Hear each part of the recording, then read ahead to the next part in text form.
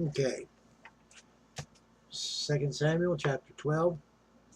The Lord sent Nathan unto David, and he came unto him and said unto him, There were two men in one city, the one rich and the other poor.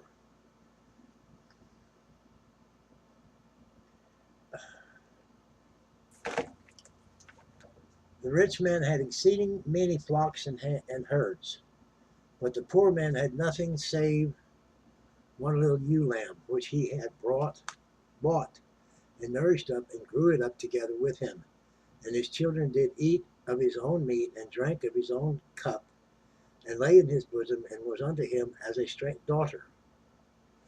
And there came a traveler unto the rich man, and he spared to take of his own flock and of his own herd to dress for the wayfarer man that had come unto him, but took the poor man's lamb and dressed it for the man that came to him.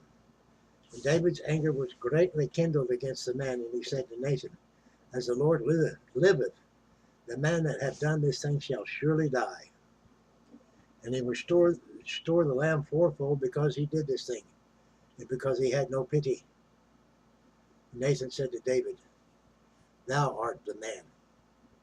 Thus saith the Lord God of Israel, I am anointed thee king over Israel, and I delivered thee out of the hand of Saul, and I gave thee thy master's house, and gave thy master's wives unto thy bosom, and gave thee the house of Israel and of Judah, and if that had been given too little,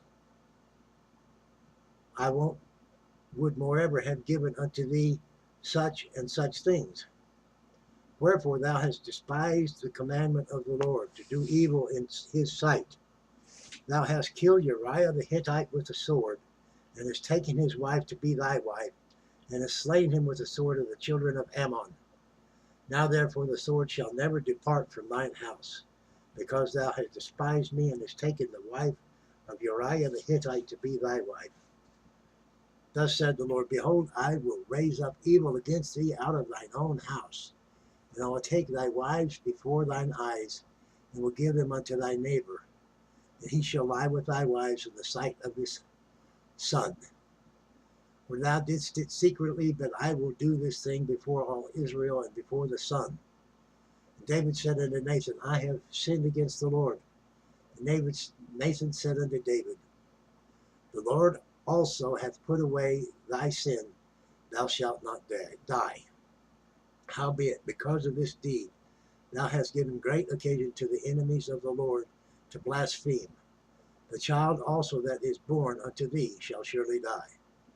And Nathan departed unto his house, and the Lord struck the child that Uriah's wife bare unto David, and it was very sick. David therefore besought God for the child, and David fasted, and went and lay all night upon the earth.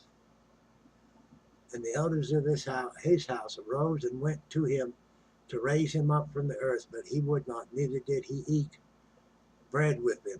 It came to pass on the seventh day that the child died, and the servants of David feared to tell him that the child was dead. For they said, Behold, while the child was yet alive, we spake unto him, and he would not hearken unto our voice. How will he then vex himself if we tell him that the child is dead? Then David saw that his servants whispered. David perceived that the child was dead. Therefore David said unto his servants, Is the child dead? And they said, He is dead. And David arose from the earth and washed and anointed himself, changed his apparel, and came into the house of the Lord, and worshipped, and then came to his own house. And when he required, they set bread before him, and he did eat. Then said his servants unto him, What thing is this that thou hast done?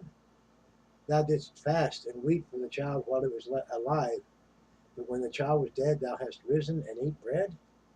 He said, While the child was yet alive, I fasted and wept, for I said, Who can tell whether God will be gracious to me that the child may live?